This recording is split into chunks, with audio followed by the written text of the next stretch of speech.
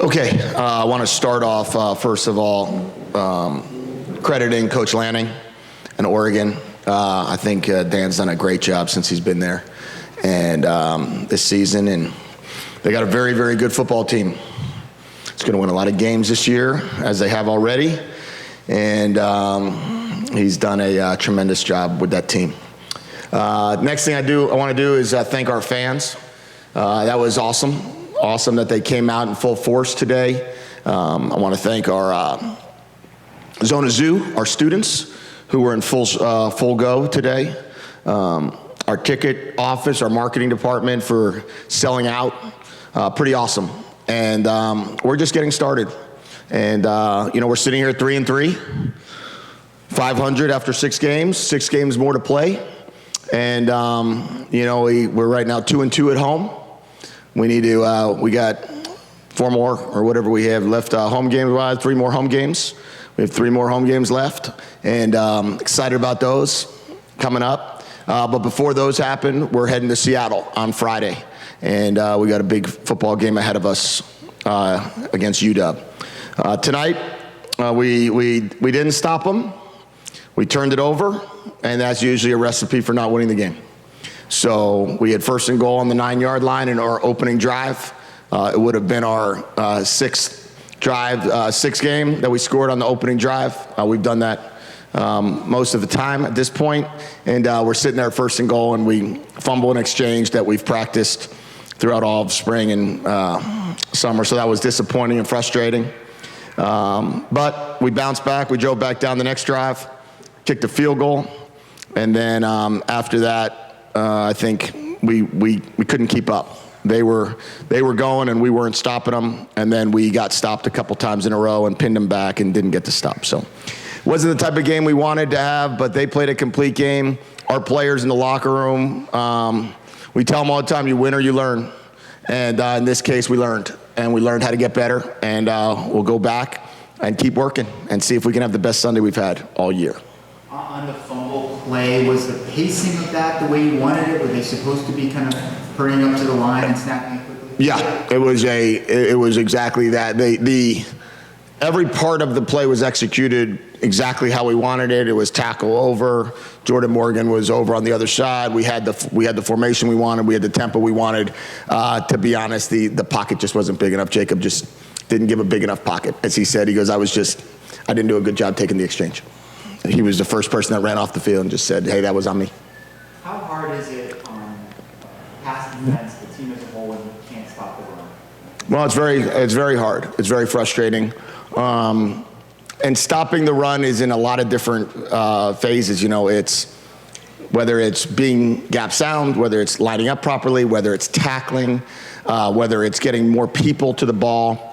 But we can't play like this. We can't be in a situation where we let up 300 yards rushing, and we're gonna fight, scrap, and claw to find a way to not do that. But our guys are in a really good place mentally to go out there and recognize that it's going to come down to practicing hard. It's going to come down to execution. It's going to come down to being more physical, and I expect us to do that. We've also gone against some really, really good rushing offenses, including this one. When you have to sell out as much as that on the run, but against a team that still spreads the ball out, does that just make it really difficult on the secondary to be able to guard when they have to also come up? Yeah, I think what you can see from the while it's happening live, and I'm sure we'll see it on the film, is what they do a really good job of is kicking the ball out. So if you sell out inside, they do a really good job on the perimeter screens, bubble passes, and then what happens is you start cheating up, and that's when they hit 2 big explosive passes over the top. Those were really, you're trying to sell out to stop the run, and that's what happens. But we have to improve there. There's no question about it. And we're going to work very hard at it. And we're not going to make excuses. We're just going to figure out how to do it. There's either reasons or results. What happened to Michael Wiley in the game tonight? I think he just got something with his abs. Is either oblique strain or some nature, and where the game was, I didn't want to continue with him. I want to make sure that he's healthy. You talked about wanting to get out on a quick start. If you guys weren't able to do that much, pressure does that put on Jaden and the offense moving forward? Yeah, well, I mean, we did get out on a quick start. We just didn't score the first possession, and then the second possession we drove all the way down and kicked a field goal, and then the third possession we got to the 50 and tried to pin them back to the -9, and then they drove 91 yards on us there. So, then what happened was it goes from 7-3 to 14-3, and still, even at the half, it was a two-score game. It was 28-13, but we know that we're going to continue to improve. Our players understand that we're not going to treat prosperity or adversity any different. We're just going to get better. We're just going to get better. And if we can keep finding ways to improve, we're playing a lot of young guys that are getting better every week. It's exciting to see the improvements that guys like Jonah Coleman are making. It's exciting to see the improvement that T-Mac is making every week, Dorian Singer every week. Kean got 3 catches this game, first time he's had a catch this year. DJ Williams broke a 50-yarder tonight, which was a big play for us. So there's a lot of positives caught up in what unfortunately was a lopsided game.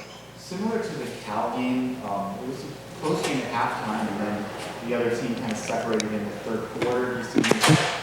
Anything worry you about that particular trend? No, and what happened to Cal, in this game it was 28-13. They scored to start the second half to make it 35-13.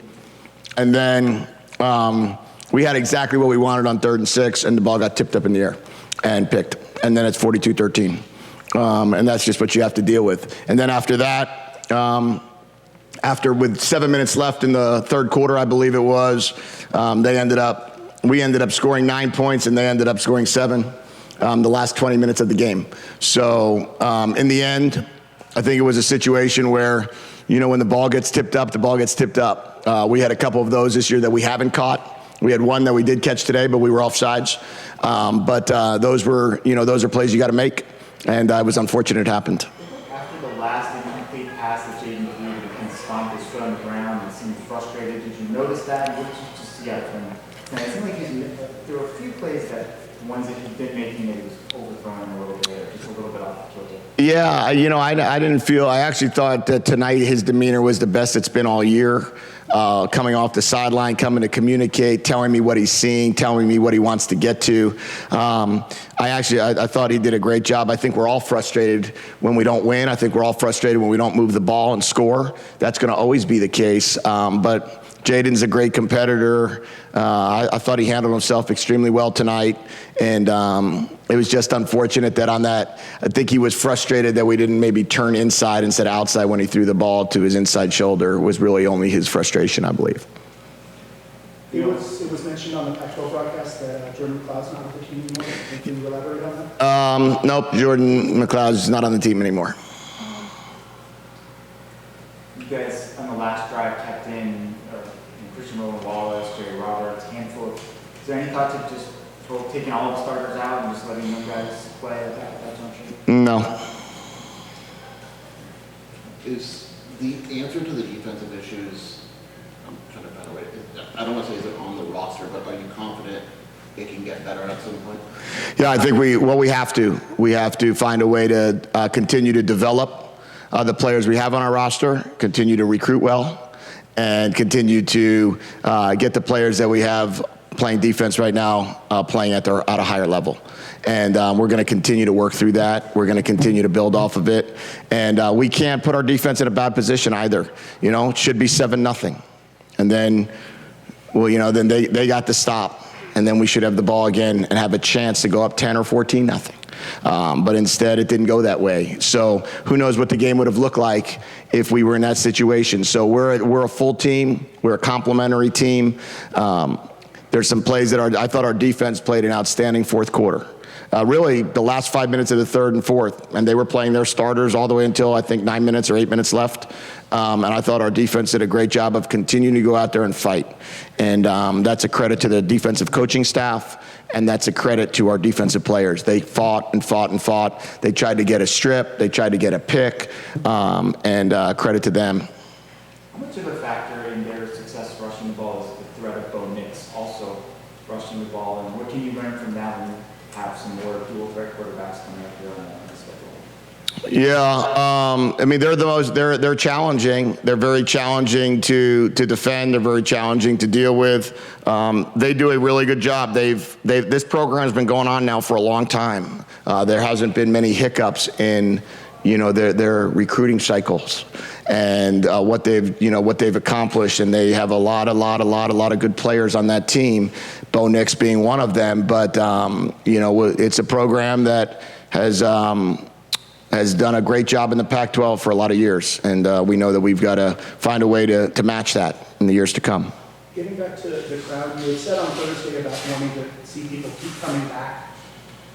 After a game like this, what would you say to people who may have come out for the first time or giving you another shot and when you see this? Do you want them to base it solely on the performance? No, I think they should come back. I think it's a fantastic game day experience. I think we have everything you could ever want on a Saturday. You come here, you play college football, you have kids that are playing as hard as they possibly can. You've got great moments and opportunities. Last week, we won 43-20. Each week's going to be different. We're going to find a ways to continue to improve. We're going to find a way to sell out weekly.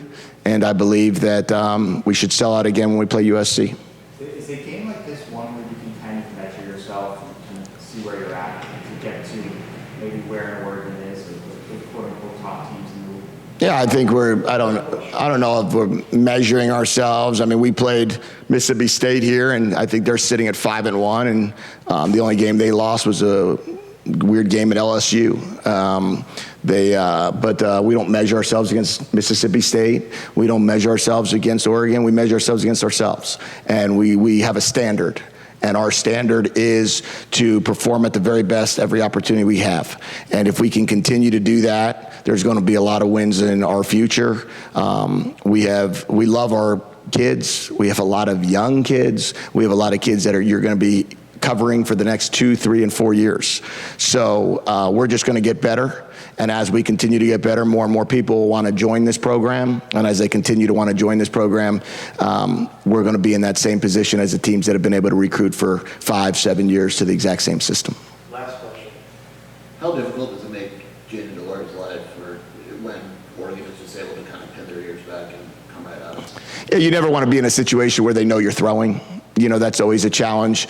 You could see, at the end of the half, we hit a run, and, you get a big explosive that way. You got to play the game a little bit. But I thought Jaden, I mean, we took 2 sacks. But if you look at the sacks, I mean, one of which came off of his blind side, which was a sack fumble on 1st and 10 on the 14. We talked about we got to get that cleaned up. That shouldn't have been a sack, that we should have blocked that great. And then there was one other one that he went backwards on, but that they got us again on a sack fumble. So we can't, on a sack, excuse me. So we got sacked twice. I thought that he needs to continue to work on stepping up in the pocket, continue to embrace the fact that there's always going to be pressure. And when that pressure occurs, he's got to find a way to continue to work through it. But Jedd Delores is an outstanding quarterback. And I'm looking forward to seeing how he responds this week in practice. And I would expect him to have a great game against Washington.